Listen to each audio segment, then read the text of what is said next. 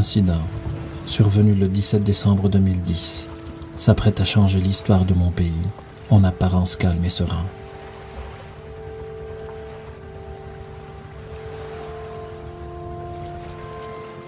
L'étincelle qui enflamme plusieurs régions en Tunisie, c'est l'immolation du jeune Mohamed Bouazizi.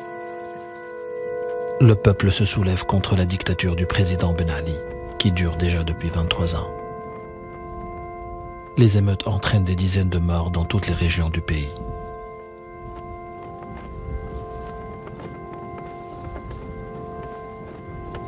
Le 13 janvier 2011, Ben Ali joue sa dernière carte et s'adresse à son peuple dans un message qui se prétend rassurant. Bismillah ar-Rahman ar-Rahim. أيها الشعب التونسي، كلمكم اليوم ونكلمكم الكل في تونس وخارج تونس، كلمكم بلغة كل التونسيين والتونسيات. كلمكم الآن لأن الوضع يفرض تغيير عميق، نعم تغيير عميق وشامل. وأنا فهمتكم، نعم أنا فهمتكم.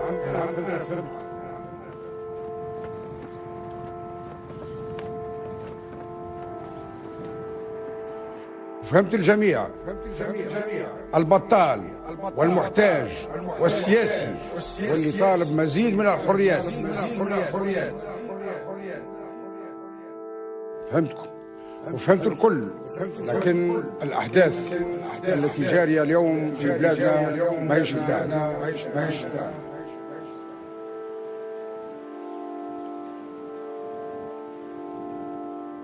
العنف مش متاعنا ولا هو من سلوكنا، ولابد أن يتوقف التيار، يتوقف بتكاتف الجهود الجميع، أحزاب سياسية، منظمات وطنية، مجتمع مدني، مثقفين ومواطنين.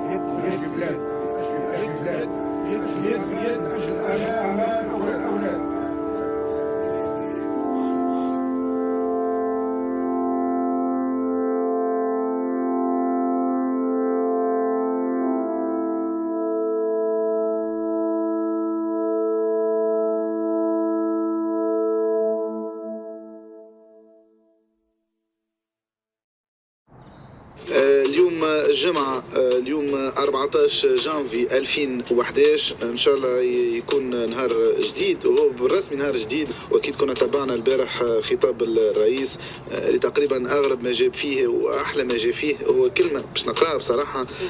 أنا فهمت الناس الكل، بطال المحتاج والسياسي واللي طلب مزيد من الحريات. فهمتكم الناس الكل. يظهر لي بعض الكلام هذايا واضح برشا، واللي أعادها 3 مرات في الديسكور نتاعو 12 دقيقة تقريبا، 3 مرات. فهمتكم.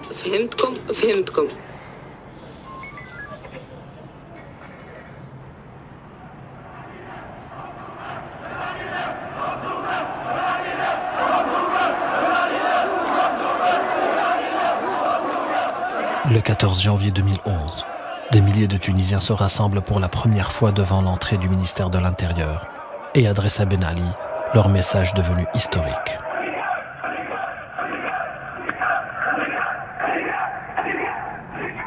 Le soir même, le Premier ministre Mohamed Ghannouchi fait une annonce qui va changer à jamais l'histoire de la Tunisie.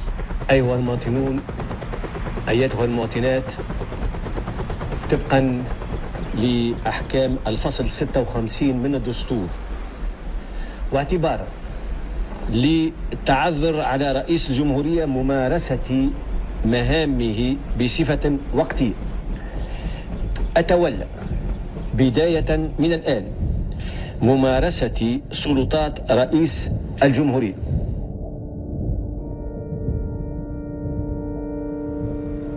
شعب تونس اهدالنا الحرية، يحيى شعب تونس.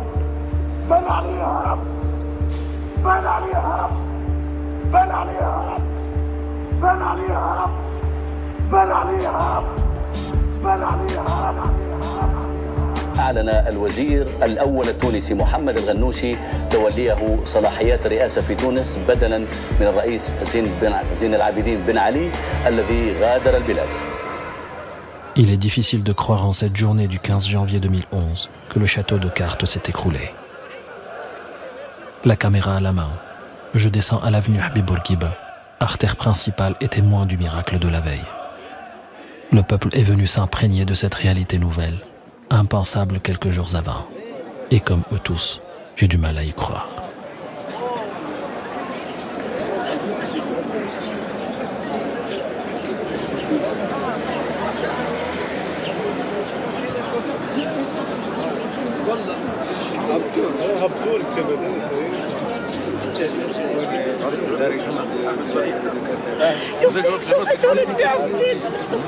نفس الحرية نفس الأكسجين تو الحمد لله الحمد لله تصورك القطوس هذاك هاي كعيناه اخذوا انا جايكم تعمل فهمت شويه هاي طارت غادم القطوس داون لا ريجون دو كارتا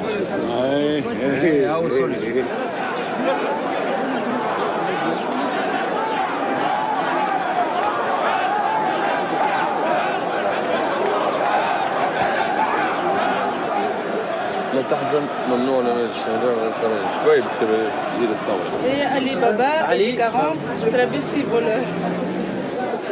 زيد شربان زيدها بن قال لي علي بابا زيدها بن زيد ولا بالفلتر شنو؟ بالله ما تجيش علي بابا بن عليه ولا سوس بن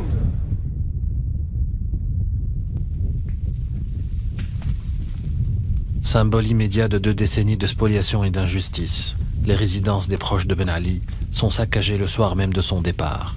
Plus qu'un acte de vengeance, c'est une réaction du peuple qui cherche à reprendre ce qui lui avait été volé par ceux qui l'ont gouverné pendant plus de 20 ans.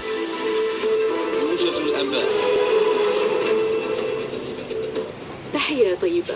قالت وكالة رويترز للأنباء نقلا عن تقرير لإذاعة CBC الكندية إن كندا ألغت وضع الإقامة لبلحسن طرابلسي سهر الرئيس المخلوع بن علي ورفض. Nouvelle de dernière heure concernant Belhassan Trabelsi, ce proche de l'ex-président tunisien qui a trouvé refuge au pays. Yvan Côté, on apprend, dis-je, que Belhassan Trabelsi a perdu son statut de résident au Canada. Voilà, Belhassan Trabelsi, on le sait, c'est le beau-frère du président déchu, un homme d'affaires bien connu en Tunisie, milliardaire, qui aurait d'ailleurs détourné des millions et des millions de dollars au profit du régime. Il est arrivé jeudi avec sa famille à Montréal. Et ce qu'on apprend aujourd'hui...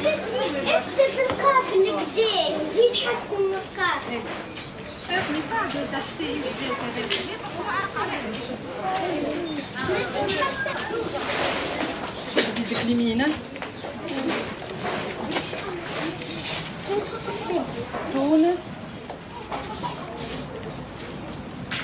حرة. Voilà.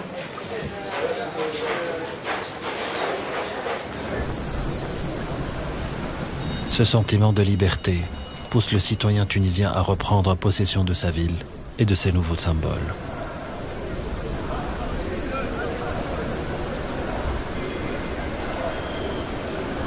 Les militaires qui avaient joué jusqu'à ce jour un rôle civil et protecteur deviennent les héros de la foule. Pendant ce temps, les manifestations continuent dans les rues de Tunis.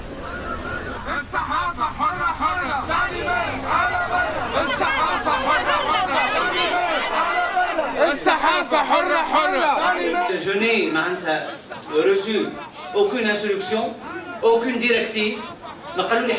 Donc on est libre de faire tout ce qu'on veut. La presse, c'est tout un changement, c'est tout un حكاية جديدة قاعدة تبدأ.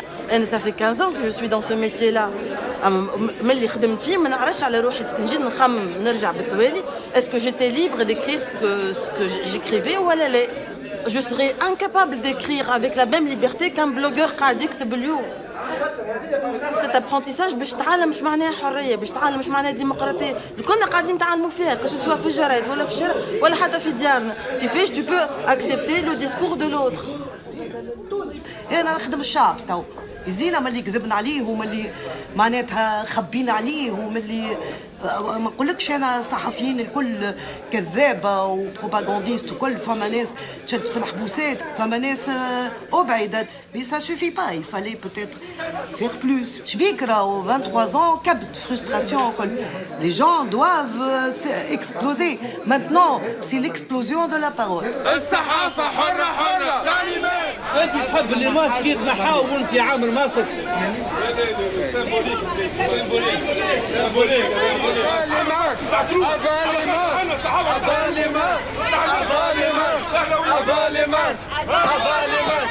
اش معناها الديمقراطية؟ عمرنا ما عشنا فيها ديمقراطية. مش خايفين من الحرية، ما بنعرفوهاش، قاعدين نكتشفوا فيها بشوي بشوي. ما نجموش نخافوا من حاجة اللي laquelle on a tant espéré. لابد كل حلمت بالحرية وغنيت على الحرية، حتى تلما قلنا حرية حرية حتى elle a été vidée de son sens. اش معناها حرية اليوم؟ À quelques rues de là, pleinement conscients de leur rôle et de leur devoir de mémoire, les artistes engagent le débat. نظرا لتأكد الحالة، نحن الفنانون نطالب جميع الوزراء من رموز النظام الذي جار وقمع وعذب وسجن ومنع وهمش وحرف واحتال ونبذ وجوع وسلب وعنف واغتصب ونهب وأطلق النار على شعبه بالتنحي حالا من الحكومة الوطنية المؤقتة، فهم شركاء في الجريمة إن لم يكن بالفعل والتواطؤ فبالصمت والكتمان. On n'a rien à foutre, qu'elle soit de Jasmin, qu'elle soit Ahrar, qu'elle soit Mouta, c'est une révolution et peu importe le nom. نطلب من اللجان انهم يردوا بالهم، فما ديسكور مسموم قاعد يتعدى اليوم، واليوم الوقت اللي يوخروا التالي ويتبعوا اللجان، على خاطر اللجان هما اللي يهبطوا للشوارع، واللجان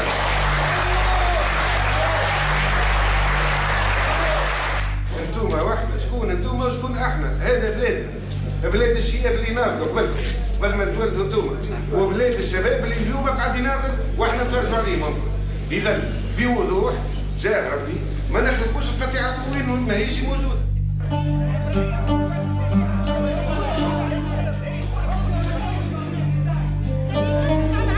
وين سكون فا ماتنون؟ سكيما اللي موجود نعرفوه واللي جاي ما نعرفوش.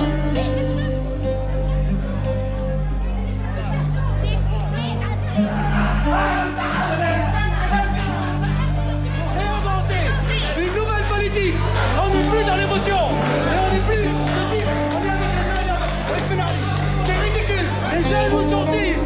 Vont sortir.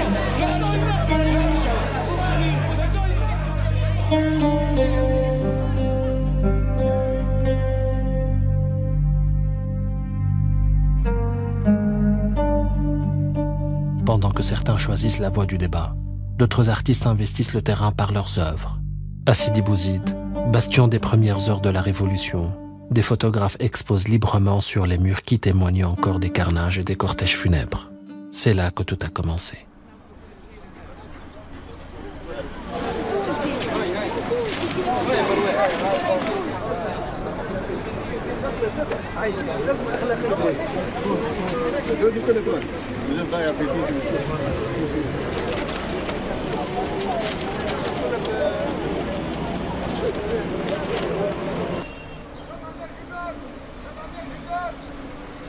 الحكاية تسمى جات كيما الصدفة، خاطر أنا متعدي قدام الولاية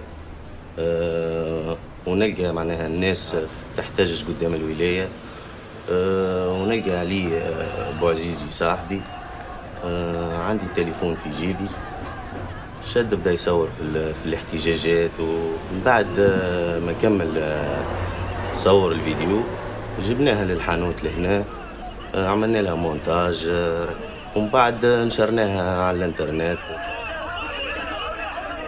محمد العزيزي هو احد الشبان العاطلين على العمل وهو من اصحاب الشهادات العليا وهو من ساكنين ولايه سيدي بوزيد، يبلغ من العمر 26 سنه، قام بحفظ نفسه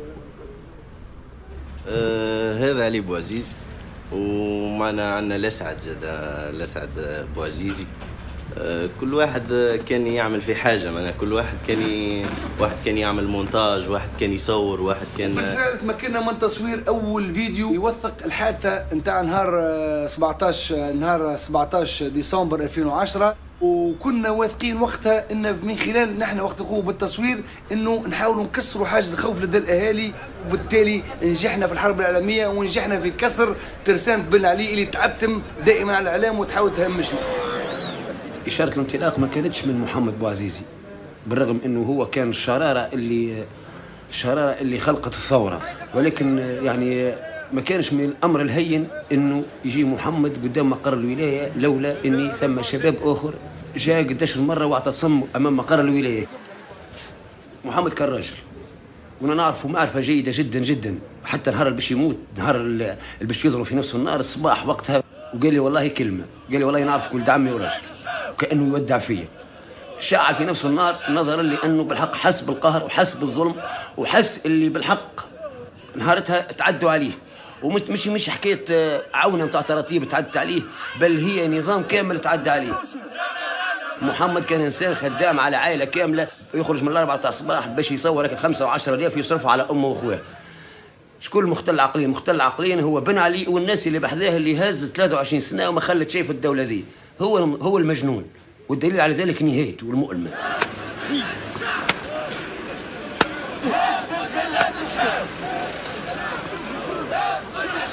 الثورة شكون جابها الثورة؟ محمد بوعزيزي، كلنا محمد بوعزيزي، والكلنا بطالة، لأنه محمد بوعزيزي ينتمي لينا. دم واحد لأنه بطال كيف.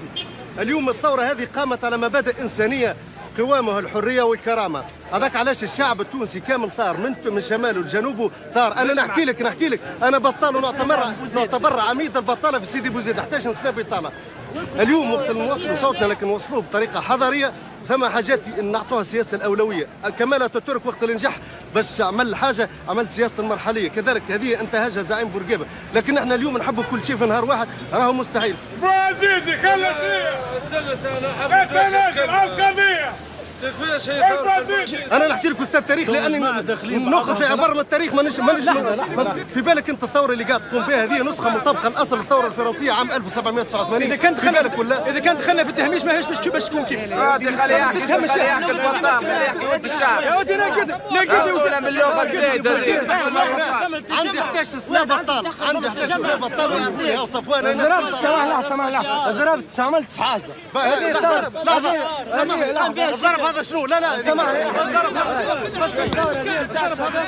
Dans les jours qui suivent le départ de Ben Ali, des manifestations continuent de secouer le pays. Bouazizi, devenu icône, entraîne d'autres jeunes sur le chemin du sacrifice.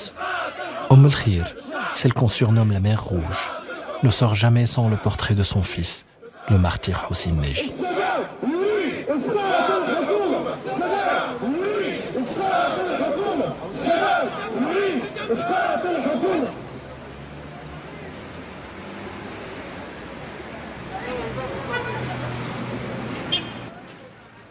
Elle m'ouvre les portes de sa maison et me raconte son incroyable histoire.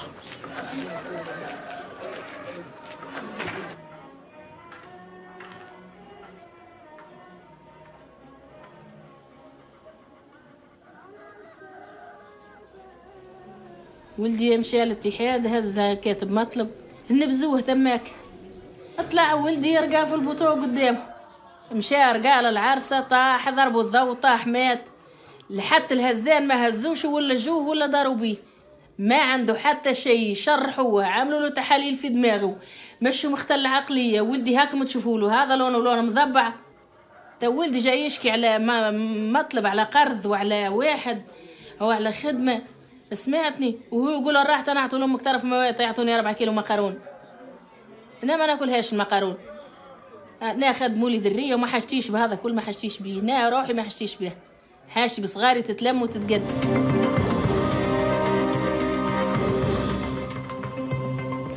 السلام عليكم جميعا، اهلا بكم الى متابعه هذا الموعد الاخباري. يتوجه الرئيس زين العابدين جوني هزوني للزين كيما نايح، كراعة فيها صباط، كراعة الشلاكة وكراعة ما فيهاش، هزوني كيما نايح، يقولي نقطع بشوية خضارة، مشيت معاه ما سمعتش بروحي ماشي للزين كان كي وصلت المهم قربنا نوصل القصر في هاك الوحدات القواس كوصلنا ثم قلت له بربي خويا تعمل مزيه جيت بلا سفساري وجيت حفيان تعمل مزيه جيبني على بلاصه هاي عندي 20,000 خلنا ناخذ بها سفساري ما نقبلش معناها زين احترام فيكم انتم احترام حتى في سيدي بوزيد دخلت بيه بدا يحدث فيا حاسني على حسين كيفاش قال لي حسين مش سكران قلت له مش سكران هلا قال لي هما قالوا سكران قلت له لا قال لي ولدك لبس عليه قلت له ولدي لبس عليه قال لي ماله هم قالوا مختل عقليه هكا هو بوهالي شوي هم قالوا مختل عقليه وهم قالوا يشرف الممنوعات وندري شنو قلت له ولدي نا الممنوعات عنده هو باش يشربها بعداش قال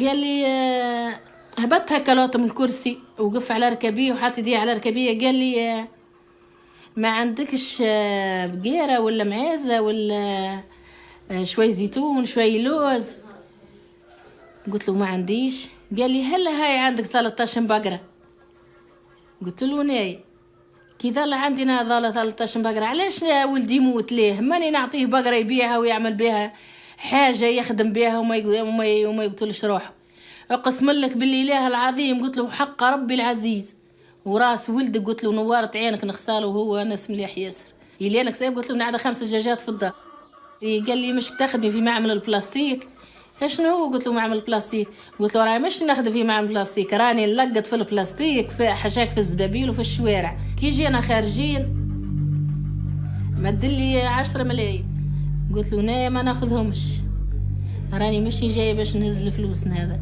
راه ما يعوضني على ولدي شيء قلت له لو كان تعطيني تونس كامله بقشها برشها ببنيها قلت له راه ولدي راي كبده راه ما يعوضني عليها شيء قلت له تضربها بالصامبه تطبعها والكل لي انا والكل ملكي انا ونحكم فيها انا راي ما تبردليش ناري على ولدي بكاه اقسم بربي كان بكاه مسكين انا بكيته وهو بكاه قلت له كي هك يترعد مسكين قسما بالله كان تعب بالحق ثاني اصفر مسكين راه وك الرجل راه بارد ثلج راه مسخفني لتو يعطيه بعزه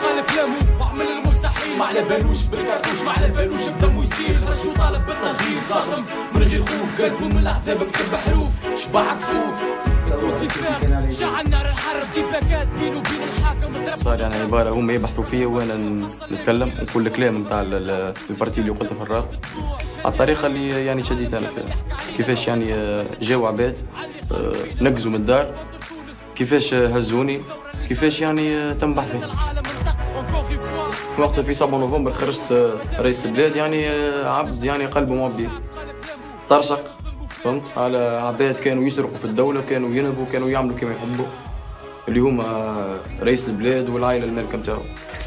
اليوم الشعب قال كلامه ما دام الشعب قاعد يعمل في مظاهرات حبينا احنا كفنانين نوصلوا صوتنا ما بطريقتنا. تو فما فرق ما بين 14 جونفي بعد 14 جونفي وقبل 14 جونفي.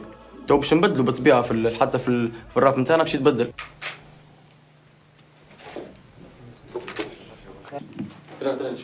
عندما كانت الكلمة صعبة والكلمة مكلفة والكلمة تؤدي إلى السجون كتب أغنية وغناها وسجلها وصورها حمادة بن عمر شو إلى الجنرال خاطب الرئيس المخلوع ودعاه إلى الانتباه إلى معاناة الشعب.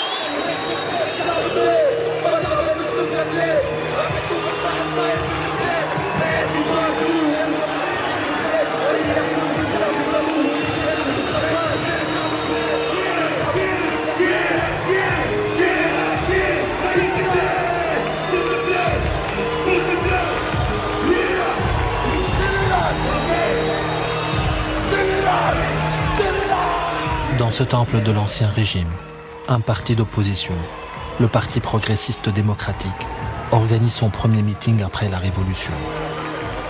À l'image de sa secrétaire générale, la femme tunisienne joue son rôle de leader et prend la parole.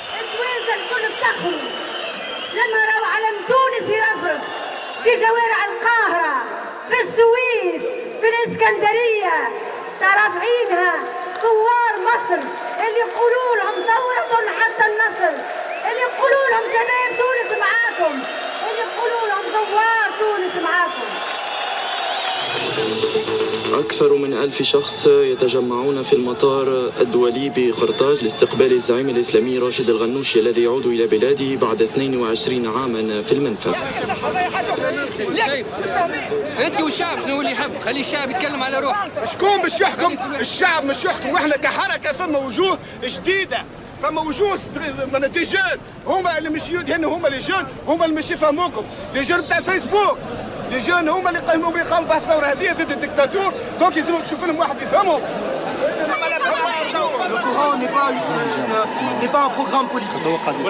تجيني تعطيني حلول سياسيه اقتصاديه اجتماعيه، جيب لي حل يقنعني. انا نهار اللي نمشي نصوت ما نصوتش ما نتخباش، نوري ورقتي النهار. كان هذا يجيبوا لي بالحق حلول يقنعوني. واحد تو على شعار ويغني كما يحب، لا اله الا الله، حزب العوره، تونس حره. احنا كنا توانسه، تونس ان شاء الله حره، وانا حر باش نتكلم كما نحب. عندك شعاراتك انت ترفعهم وانا عندي شعاراتي نرفعهم. يا جماعه التالي حتى ما يجي من هنا يعبر على مقصوده وعلى افكاره. لازمنا نتعلموا توا، لازمنا نتعلموا شويه البلوراليزم، لازمنا نتعلموا يا اخي. هذه ديمقراطيه ناشئه، هذه ديمقراطيه مازالت كيف تولدت.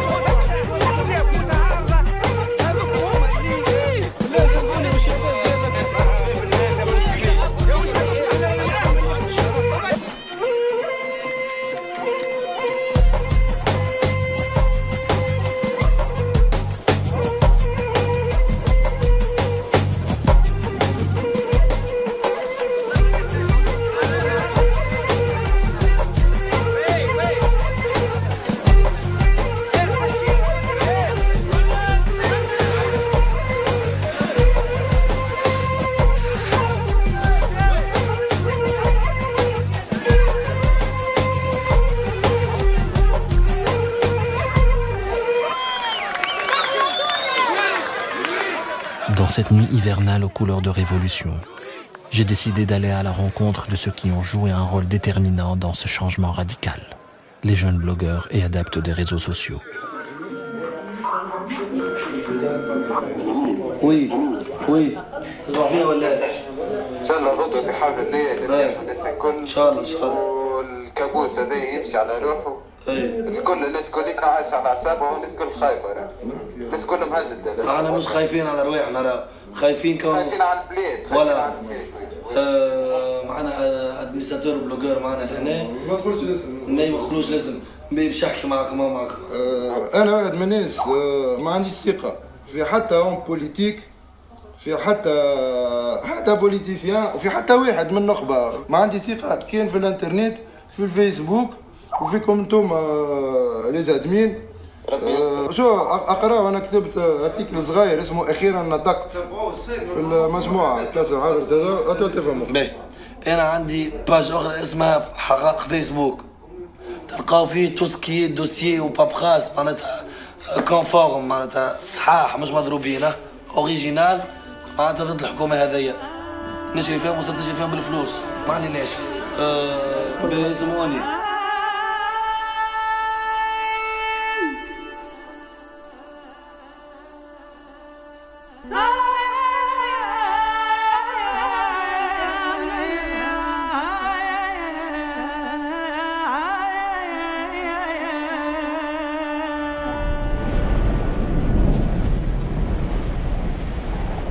Sur les 350 martyrs, qu'à une ville du centre tunisien, on a donné plus qu'une cinquantaine à la révolution. On découvre le versant caché de la propagande, la grande illusion du miracle tunisien. ces villes abandonnées à la misère et à la solitude, marginalisées par le système économique du régime.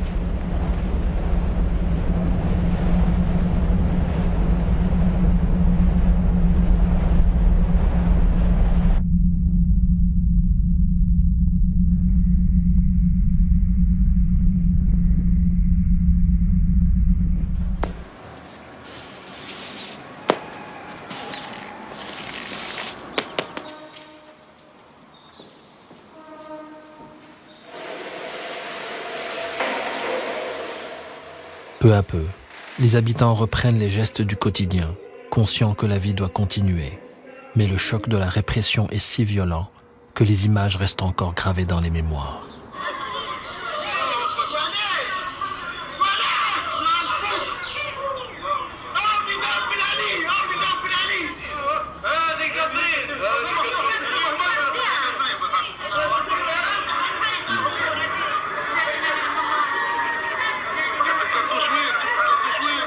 هز بابا مريض ليلتها ما جيتني نلقاه هزيته باش نعدي للسبيطار. شفت الجماعه وقتها مضروبين، دخلت شفت ما صدقتش، نسيت وخليته كامل هزيته. رجعت نصور. ما كلمكش حتى واحد وانت تصور ثم؟ لا العباد الكل تصور وقتها بالبورتابلوات، الناس الكل تصور.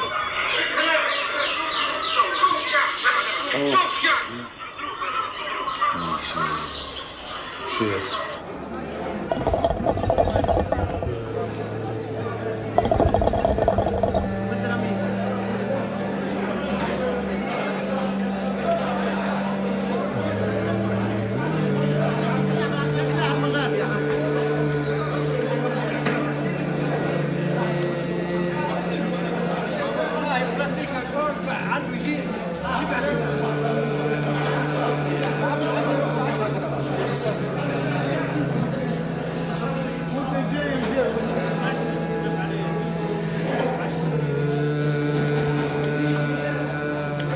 نجيك حاجه بسيطه.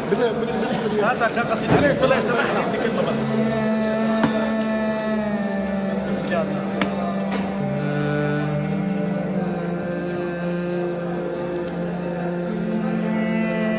تو تونس كيما قبل 14 عام تحبها كيما تو.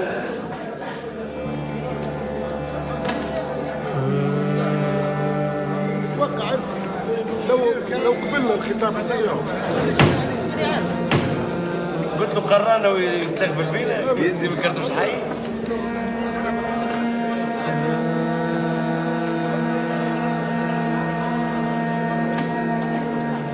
خلى لينا حتى بديل، البديل الوحيد انه يمشي والا نموتوا.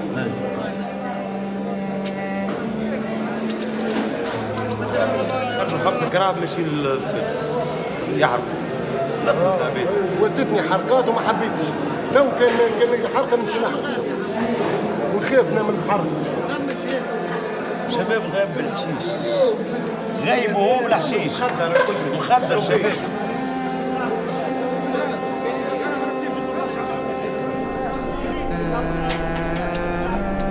سامحني بعد الحين الخبز قبل الحريه. سامحني قالتها ناس شبعانه وتحب تنوم الشعب. لا بابا، الحريه قبل الخبز واثبت انه الحريه.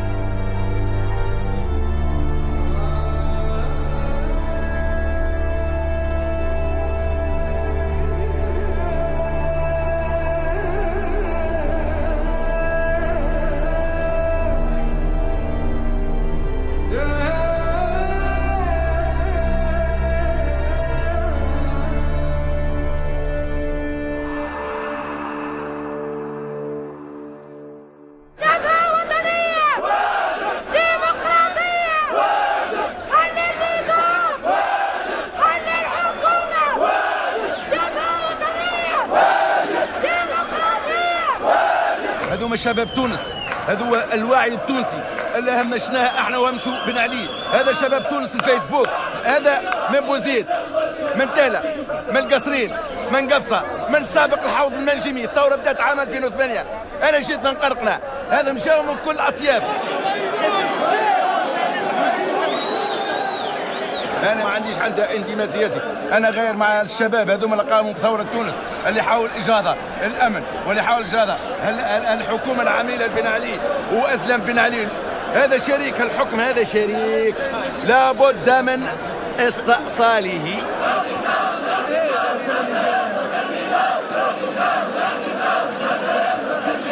سرقونا، نهبونا، نحاولنا زروسنا، ارث جدودنا، اثارنا، صارت مجازر ما لهمش، قهرنا.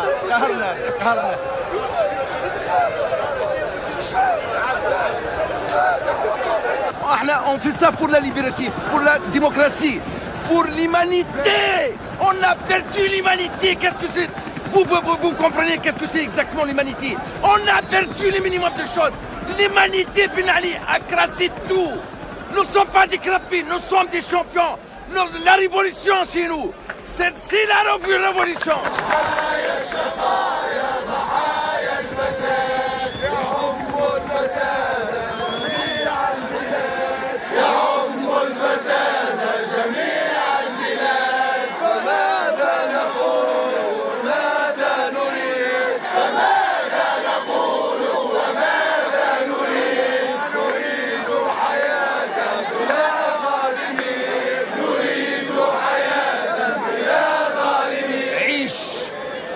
ديمقراطي وارفع كلمتك مهما كانت صوتها ومهما كان الكف اللي مش تاكله، اما ارفع راسك انك ولدت حرا. اذا الشعب يوما اراد الحياه فلا بد ان يستجيب القدر.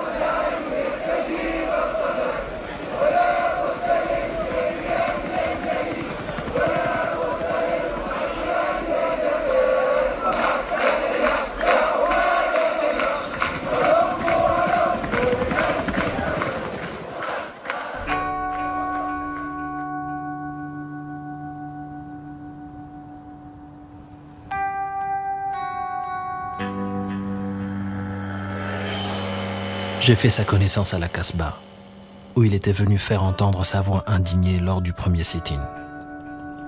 Ces mots m'ont touché par leur sincérité, leur violence et leur lucidité. Je poursuis mon voyage jusqu'à lui, vers ses secrètes îles Kerkena. À Tunis, il avait hurlé sa colère face à l'injustice, face à la misère, face à la perte d'humanité de tout un système. Dans ce crépuscule marin, au cœur d'un pays où tout reste à faire, sa parole prend une teinte rouge sang. واحد كيجي البحر ويذكر خاطر يحس بروحه حر. كي نوصل البحر نتذكر زاد العباد اللي تموت في البحر. عليه؟ هذا كل احنا تونس خايبه. يعني عرفها اوروبا هذه وهذه كما لمبادوزا قرقنا خير منها لمبادوزا. اتعس بلاصه مش تقرقنا، اتعس بلاصه وانا في تونس تجيني خير منها. تربط الاحداث ساعات نتذكر نتامل في هيك الاحداث اللي صارت في الاعتصامات بعد الثوره. الشباب اللي جاء من كامل انحاء الجمهوريه، وشباب جاء باندفاع وفرحه كبيره، اللي هو بصراحه ما تسنتلوش فرصه باش يفرح بالباهي. الثوره هذه جرى عليها وتعب عليها وقدم الشهداء وجاء اعتصم.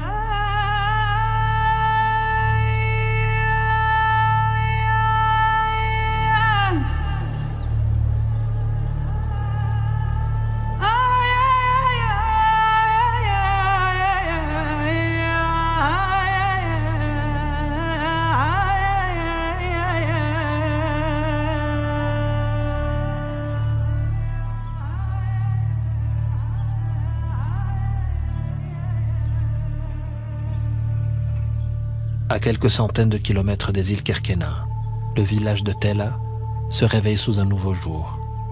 Malgré les richesses de ses terres, celui dont le nom signifie source en berbère a cruellement souffert de l'exclusion et de la répression.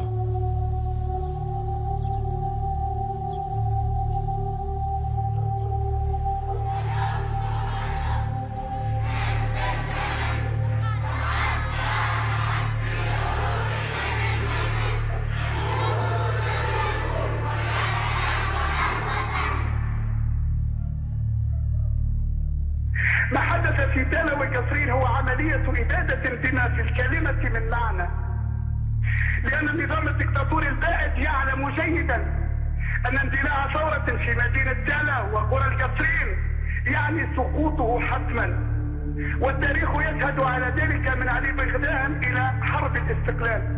في تالا قتل جماعي، إهانات، انتهاك للأعراض.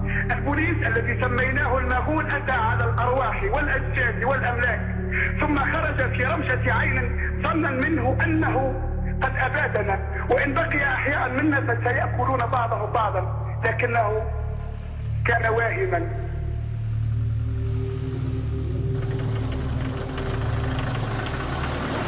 هذه البلاصه اللي ضرب منها القناص، ضرب منها الشهيد وجدي ساهر، اخر شهيد في مدينه تالا، ضربوا القناص من هنا حتى الغادي الكواء.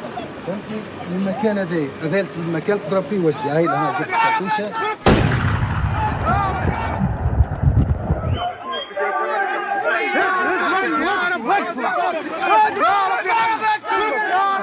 أشهد أن لا إله إلا الله محمد رسول الله. لا إله إلا الله. صباح الخير وبارك فيك حتى وليدي، ربي يرحمه ربي يرحمه. راه وليدي وعيا في يدي، خزوا عيد منه طول ومشوا للسبيطار، وانا جيت نحيت شيء وجيت نكبس ليه وما بوش الدري يخلوه. هذه بلاصتي، الله يرحمه وينعم. الله يرحمهم الكل. الله يرحمهم الكل.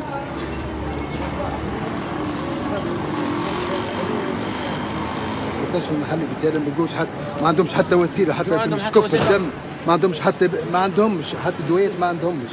فهمت؟ ما بيلقوش باش ينقذوها حتى اليكبس هذاك اسمه بونداج، لا اليستيك ما عندهمش في السبيطار باش يكفوا له الدم بتاعهم، ما عندهم حتى شيء.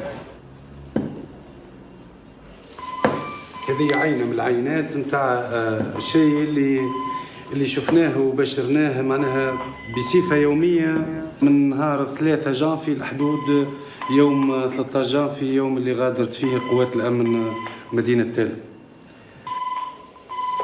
ثم 3 انواع نتاع رصاص، وهذا رصاص نتاع فرقه معينه، وهذا رصاص نتاع فرقه اخرى، وهذا رصاص نتاع الفرقه الثالثه. اكثر حاجه رسخت في ذهني صورة وجدي ساحي اخر شهيد اللي انا قريب له نحب نهزه من نجمش.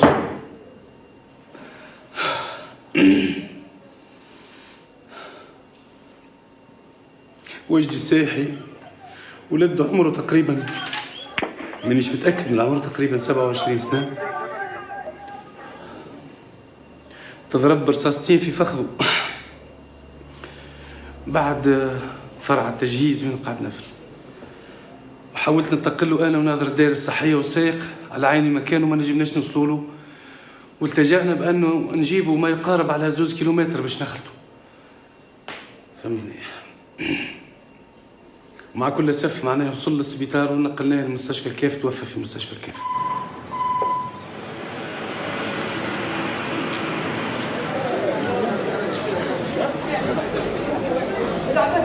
قاعدين يدوروا البلاد، ينقمعوا قاعدين يدوروا البلاد، ينتهكوا الحرمات قاعدين يدوروا البلاد. وين الديمقراطية؟ كمل الديمقراطية حاكم العباد هذه. ليش نطالبوا بالعجب؟ دم من حق ولدان.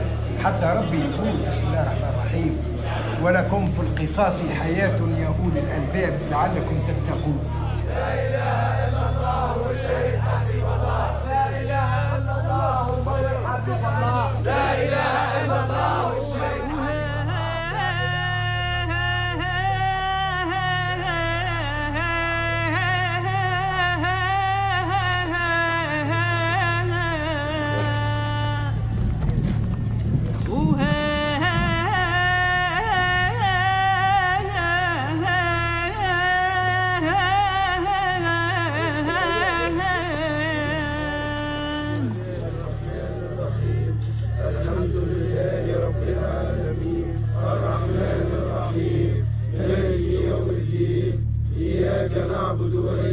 نستعين اهدنا الصراط المستقيم صراط الذين أنعمت عليهم غير المغضوب عليهم ولا الضالين آمين. والسلام على المرسلين والحمد لله رب العالمين. ورحلوا بيك وما قدرت نهني وما قدرت نهني ورحلوا بيك وما قدرت نهني أما الغثيث محنية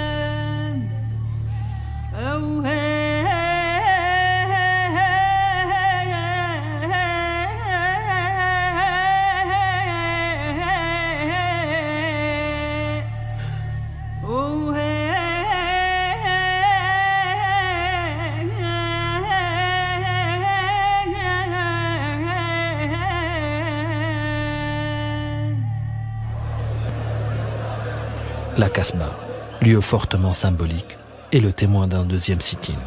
Le peuple réclame de profonds changements au-delà du départ spectaculaire du dictateur. Il exige une rupture définitive avec tous les symboles des années Ben Ali.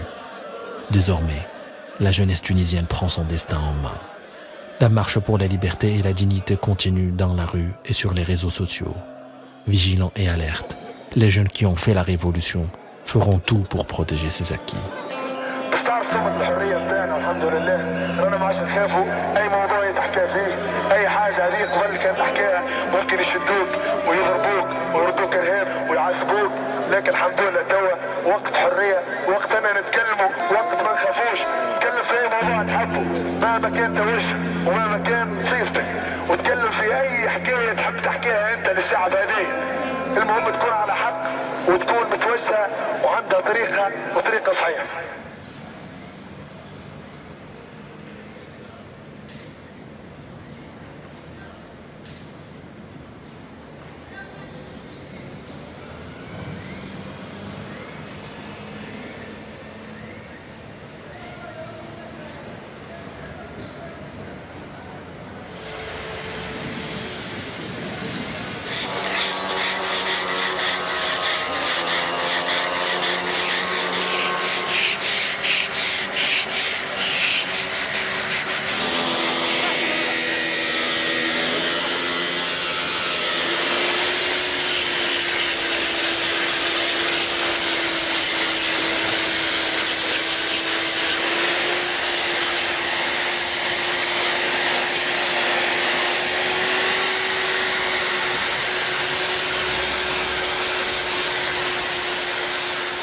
La Casbah a beau effacer les traces du passage des révolutionnaires. Leurs voix ont écrit une page de l'histoire. La révolution tunisienne a surpris le monde entier avant de déclencher des vagues contestataires en Libye, en Égypte, en Syrie et au Yémen. Comme disait le poète tunisien Aboul Qassam el-Chaibi, quand le peuple décide de vivre, le destin doit lui obéir.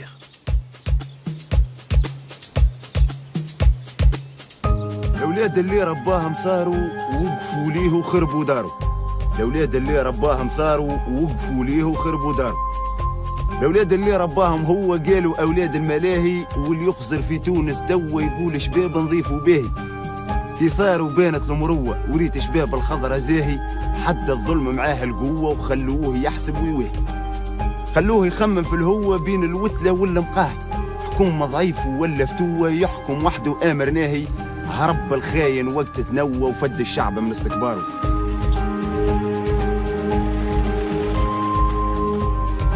يا برا بعد كاميرا.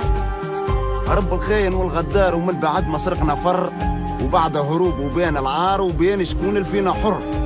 من بعد كشفت الاسرار وما لقيناش شيء يسر، كان الفقر مع الدمار وناس كثيره قتلها الشر. في عهدو ذقنا المرار شربنا حنظل علقم مر، سياسة قمح مع استعمار خلتنا كيف الغجر، لكن فينا ناس أحرار وقفوا من بعد ما انهاروا.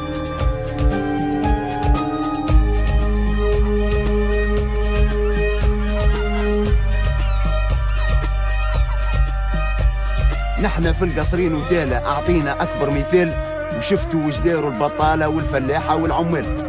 فينا المات على محالة، لكن اللي ماتوا بطال، خلوا تاريخ استحالة ينساها العالم محال. وانت هربت مع الدجالة، سهلنا عليكم قالوا طاروا، سهلنا عليكم قالوا فروا، وثم القال مش نداري، وثم القال علينا مروا وتعدوا على كاقلياري. وفيها ملي منه يتبروا في بلاده عمل طواري، وفيها ملي كاتم شر وباقي تقي عليه ذالي. وفيها من اللي قالت حر ولا في شعب الخضرة يماري. شباب تونس الخضرة صروا وهما كانوا سبب فراروا، والأولاد اللي رباهم صاروا وقفوا ليه وخربوا دار.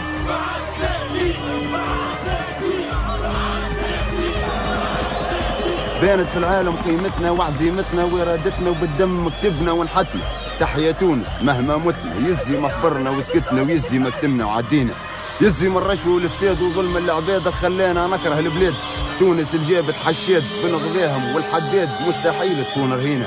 تونس منبع الحرية كيما الغيري، هي ليا الخضرة الميمة الحنينة.